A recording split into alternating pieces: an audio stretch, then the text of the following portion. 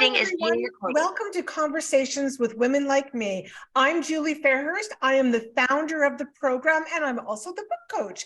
And today we're talking to Kimberly Reinhardt, and we're going to be talking Conversations with Women Like Me in business today because Kimberly is in business. So Kimberly is a breath coach, so I'm very interested to find out what that's all about. And her company is called From Breath to Life, and it's the number two. So from breath to life. So I'm interested in finding out why her title is like that, the title of her business is like that as well. Kimberly lives in Terrace, British Columbia. I love Terrace. I used to live up north, so I know the little community that she lives in, and it's lovely. So welcome, Kimberly. I'm just very grateful that you've decided to come and do this for us. Yes, thank you so much. I'm very grateful to be here. Good. So you are a breath coach. I mean, I'm going to tell you that I don't really know what a breath coach is. I mean, I kind of have a little bit of an idea in my mind, but I'm not really sure what a breath coach is. So do you want to tell us a little bit about what is a breath coach? Yeah, for sure. So what I do is I merely help guide people through teach them different breath practices for different reasons, whether it be managing stress, anxiety, panic attacks, depression, or just general overall mental, physical, or even spiritual health. Okay. So what type of people then? So are people in crisis when they come to you, or are they just looking for bettering their lives, or what kind of folks are actually coming to you for help? It's a mix of people. The past few years have been really tough, so a lot of general anxiety. And then there's people who have certain dysfunctions. I've worked with someone specifically, they had a broken rib at one time. And when you have something like that, specifically right there, when it's broken, you change the way that you sit or stand as well as the way that you breathe. And when you do that, as you're healing, you kind of do that for a long period of time, that it becomes just how you breathe. And even after that's healed, you don't realize that you're still breathing in that way. And over time, that can cause many problems, irritability, so many different things. And yeah, they don't realize that they've continued breathing in that way, and they have to work to kind of train their body to breathe properly again. So it's been a variety of different things. So does that happen as well then if somebody's because when you said anxiety, I'm like, oh, I know a lot of people who could use you. So especially like you said, these last 2 years, so many people that would never have thought they would have a developed anxiety. So would you say that is the same as someone who has a physical ailment? Like, do we breathe differently if we have anxiety?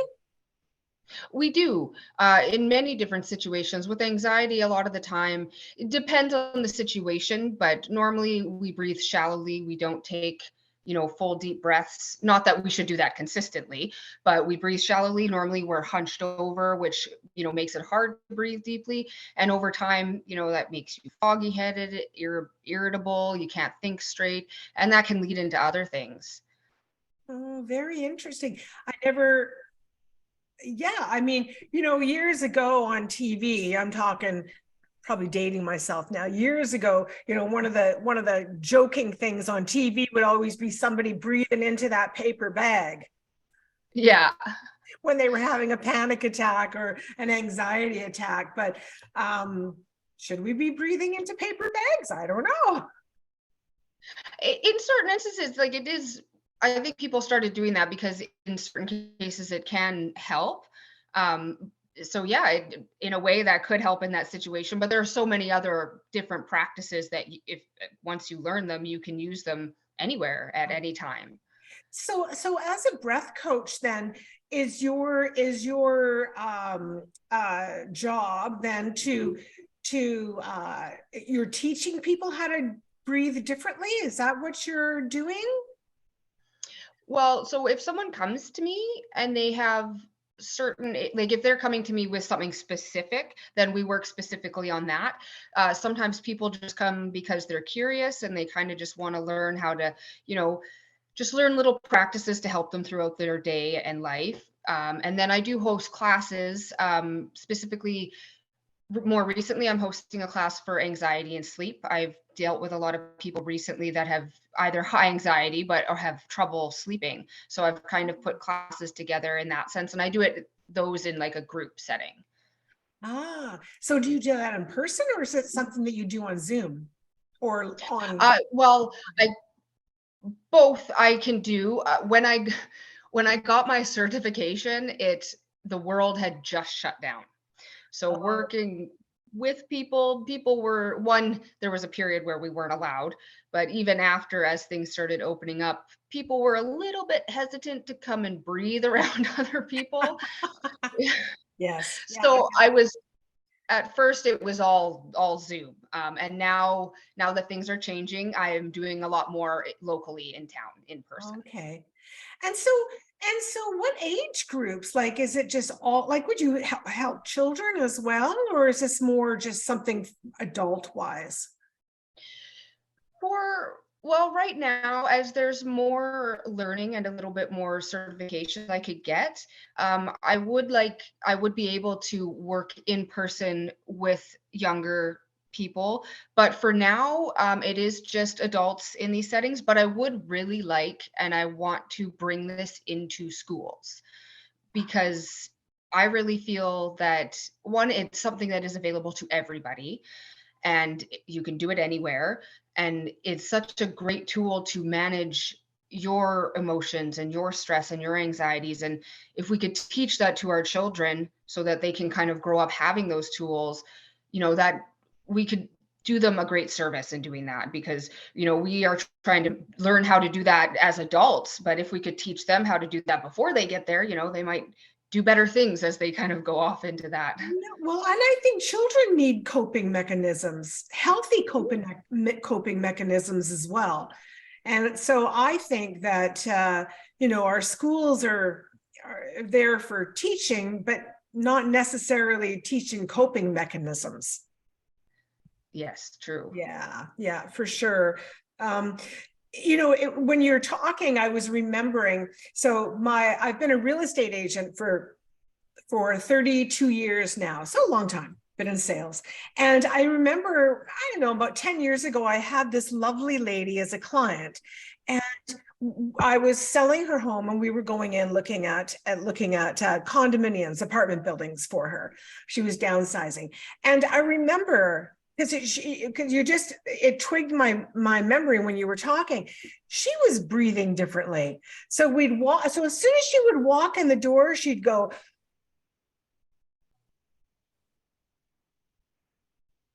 And then she'd walk over to in another room and she would do it again.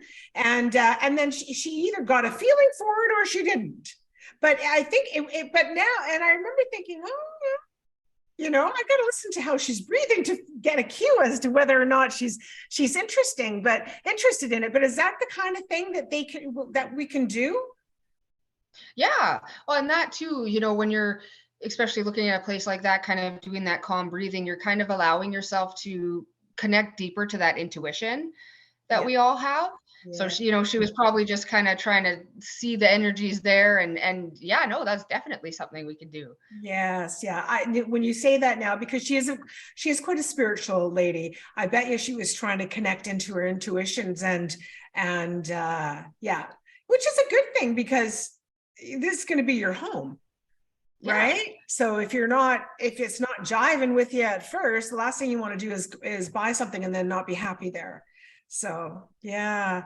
So with the person that had the broken ribs, so basically what happens to us, if I understand you correctly, then is no matter what, whether we're having anxiety or anything sort of long term, we tend to breathe a certain way with whatever's happening with us. And so then we have to unlearn that. Yes.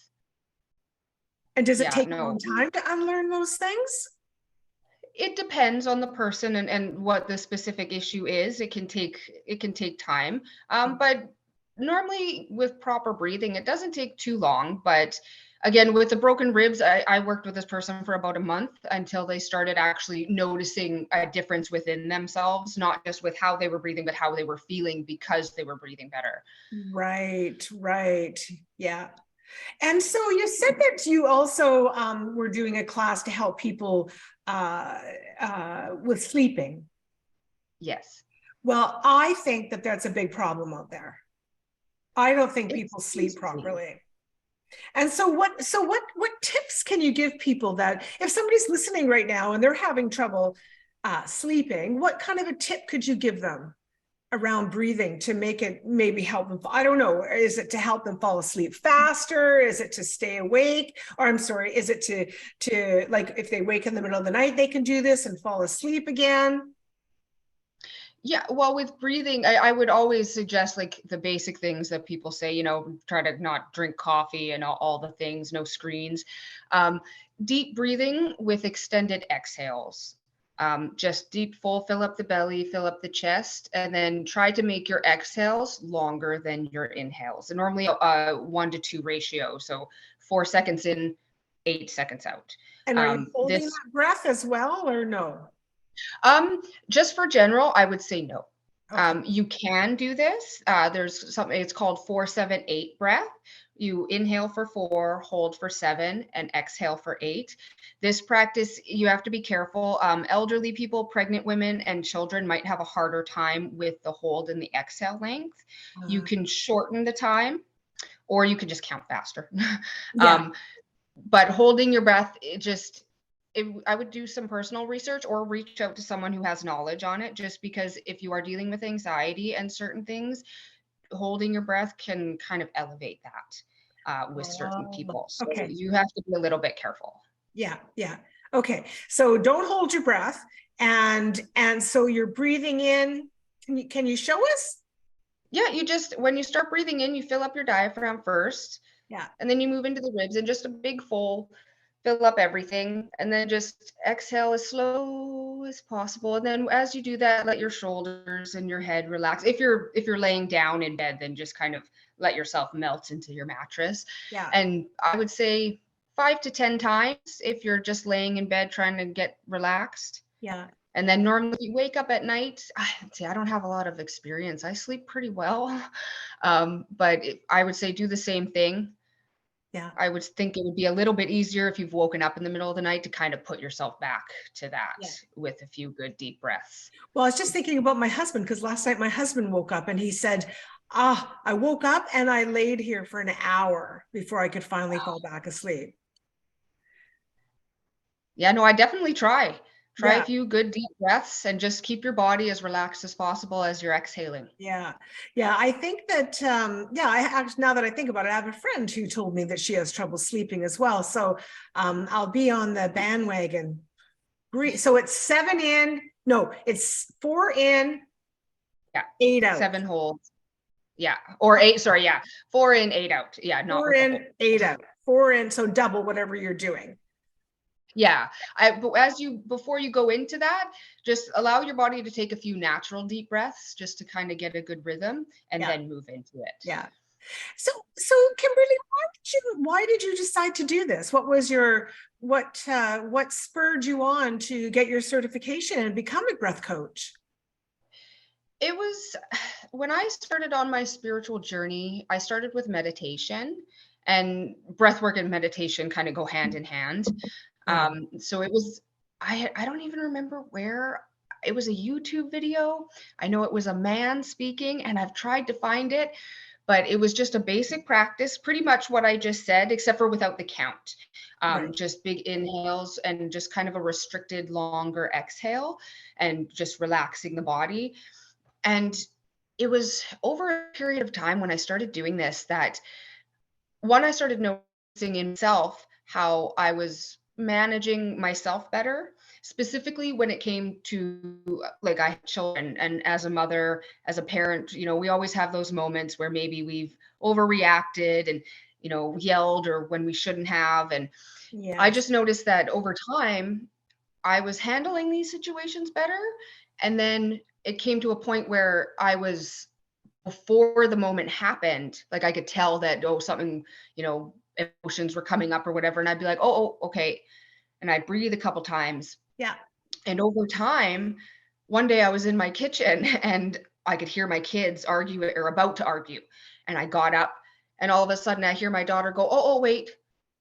And I'm like, and then they're like, well, why don't we do it this way? Because it'll be fair. And oh, okay. And I just like sat down with my coffee and I was like, I think I figured them out. And Yeah. it was just a big moment, not only because this simple thing that's so available was making huge differences within myself, but just knowing, having that reassurance that doing that work on myself has radiated out. And if it can help my children, that's one of the best things. Absolutely. Yeah. Again, while you were talking, I thought, those parents you're always told, or not even just parents, but before you jump, you should always count to 10. Breathe and Yeah. count to 10 and just lower yourself down a bit. Maybe it's not such a big deal after all, or it's rather than jumping in there saying something that you can't maybe take back, or who knows, right? Yeah. So breathing, take 10 breaths and then decide whether or not you still are going to go rah rah rah. Yeah, it's very easy to get caught up in that because like anger is one of the easiest emotions to kind of emit. And, if once you take those breaths, you kind of almost, there was a few moments where I was like, why was I so angry? Like it was Yes. just in that moment. And I was like, I really didn't need to be. And Right. yeah, it's awesome when you can handle those moments better, because it teaches your kids to handle those moments in that better way, because Yes. they don't do as we say, they do as we do. That is so true. Oh my gosh, that is just absolutely the truth. Yes, and they learn by our example. Exactly. Yeah, Yes. for sure, for sure. That's just, I find that extremely interesting and very needed. I think it's really needed in our society. You wonder how many people are just walking around, and if you're under anxiety, like I don't like those breaths are, I'm assuming, like shallow, and we're not breathing the way that we should be. Yeah, and we can, sometimes they're shallow, sometimes there's different forms of hyperventilation that we don't even realize we're doing. Like sometimes you might take a big inhale, but your exhales are, or you Right. take a big or a short inhale and a long exhale, and these things can cause problems a lot of the time. When we are breathing in this way, we are putting ourselves into that sympathetic nervous system, which is the fight or flight. Right. And when we're in that, it's one, our body shuts down certain processes. When we're in this state, our body needs to send energy out to our arms and our legs, so that we don't necessarily have to fight a bear anymore, but we have all the stresses of life, and to run away. So it sends that energy out. And in order to have that energy to send out, it has to shut down certain functions. And one of those big ones is digestion. You can eat the healthiest diet you want, but if you're consistently in that state, your body isn't doing the process of actually pulling nutrients from the food. And so over time, you can end up with so many other ailments and things, simply because we're in this stress state so much. And using the breath, we can kind of shift into the parasympathetic, which is the rest and relax and restore and heal state. So yeah, so you get older, and the next thing you know, you got ailments popping up, Yeah. and it can have a lot to do with just the stress and the way you've been breathing and caring for yourself. And wow, yeah, it's no, because I mean, some people, I mean, we all have family members, and I have family members that they're just, they're in that constant state all the time. Yeah. Yeah, and just and I mean, I never really thought about it until now, but definitely probably not breathing properly.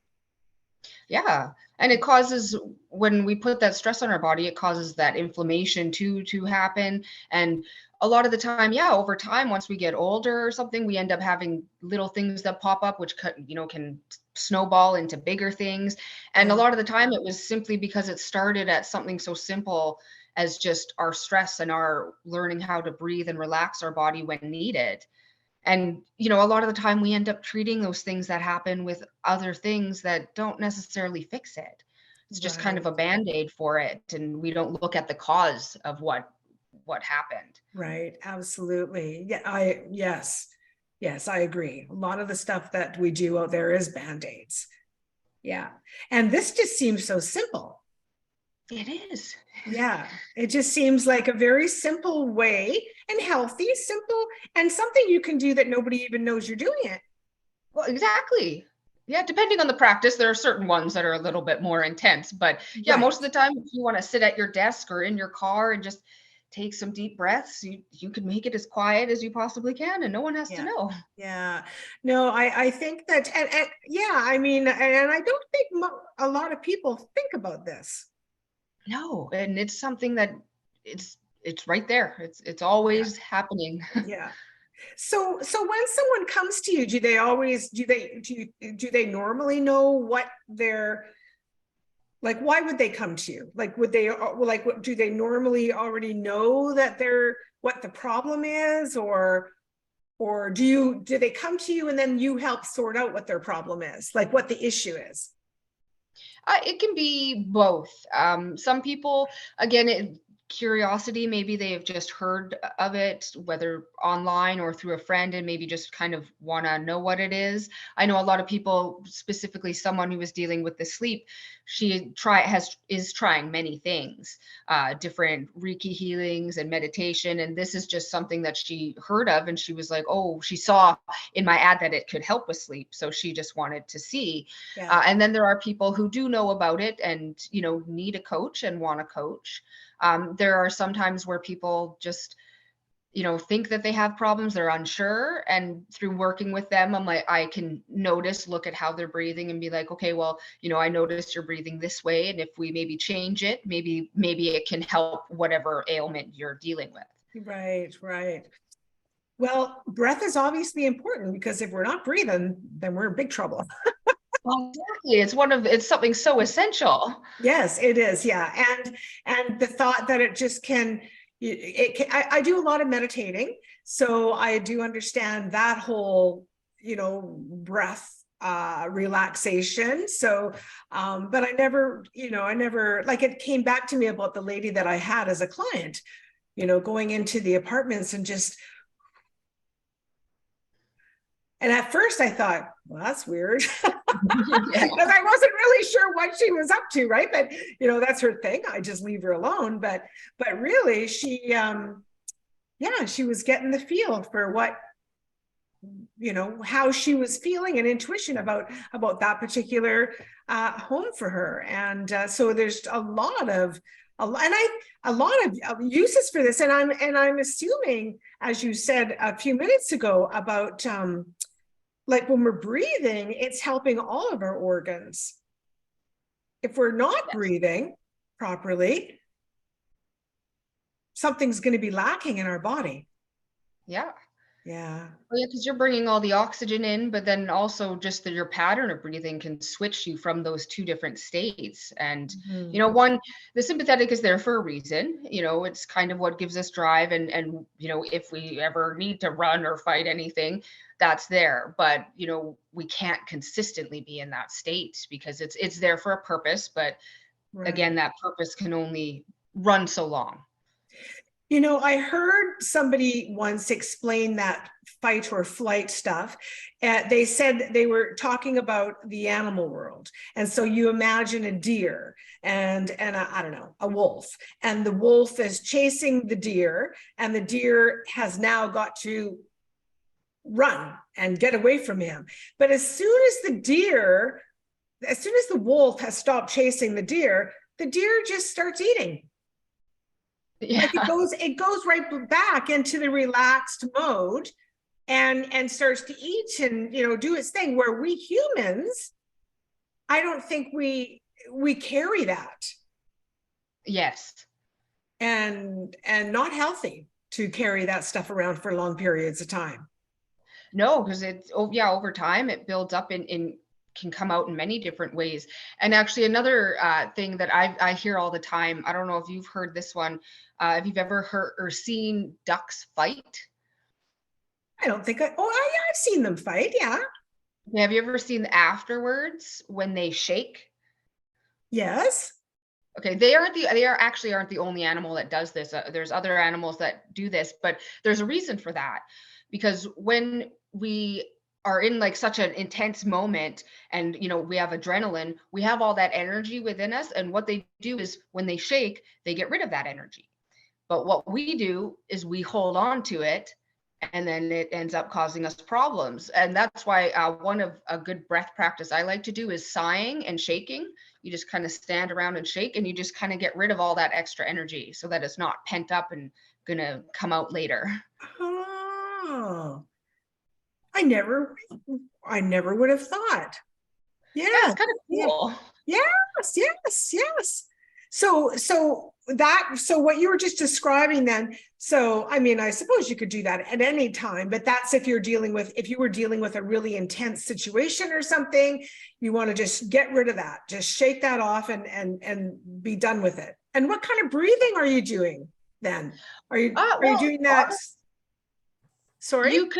You could do any type. A lot of the time, like, yeah, let's say you just got off the phone and you just maybe had an argument with someone and you just kind of have that pent up energy. You can take big breaths with long exhales and shake, or what I do is big exhales and just and just shake it out. Yeah. Yeah. Wow. Well, I never even thought of that. That's a great tool. Thank you for sharing that. It's one of my favorites. Yeah, it's super interesting, Kimberly. I'm so glad to be able to talk to you today about it, and because if I don't know about it, like don't understand it, I'm sure there's a whole bunch of other people out there that don't understand it as well. And I think it's fabulous that we're able to educate everyone, because this is such a, like, even just talking to you now I'm going to use a few of these little things. I am, for sure. Yeah. And it was just, just from having our conversation. But it's good to know that if somebody's really, really needs some, well, not even really, but wants to get some assistance with whatever they're dealing with, that you're there to help them with that. And I think that's wonderful, because it's natural. We breathe, and it makes complete sense on how it would help our nervous system. Yes. Yeah. Well, and I hope you get it into the schools. Like, I truly do, because I think a lot of kids could really benefit from it, because they're wiggly and they need, some kids are great at sitting, some kids are not great at sitting, and it just a way for them to a coping mechanism for them as well. Well, yeah, and I don't think they're meant to sit for that long, but that's exactly, like, to learn these things at a young age can help them throughout their life. Yes, for sure. Wow. Well, before we go, Kimberly, is there anything at all that you would like to share with everybody? Any little thing we didn't touch on? Any words of wisdom? Anything at all? I don't know. Just remember to breathe. Just I guess. Remember to breathe. That's, I'm sure, got to be your motto. Just remember to breathe, people. So that's and I mean, that's a great tip, and that's wisdom. Breathe. When you see you're in that state, probably most of us are holding our breath or breathing really shallow. Relax and just shake it off and breathe. Yes. Absolutely. Yeah, perfect. Well, so if anybody is interested in reaching out to Kimberly, in the details, we will have how you can reach her with some information. And so don't be shy. She's a lovely lady, and she'll be able to certainly help you if you're having any problems with your sleeping or anxiety. And that's the thing, we don't need to have these problems. So we get them, and we can release them. but sometimes we just need a little bit of help. And maybe it's some help from something we haven't even thought of. Like I would never have, until now, I personally would never have thought to get some help with breathing and see a breathing coach, probably because I didn't understand exactly what it was. So, well, I appreciate you again, Kimberly. Thank you very much for doing this. And again, everybody, if you're interested at all in reaching out to Kimberly, all of her information will be in the details. So thanks again, Kimberly. I appreciate you doing this for us. Thank you for having me. You're welcome. Bye-bye.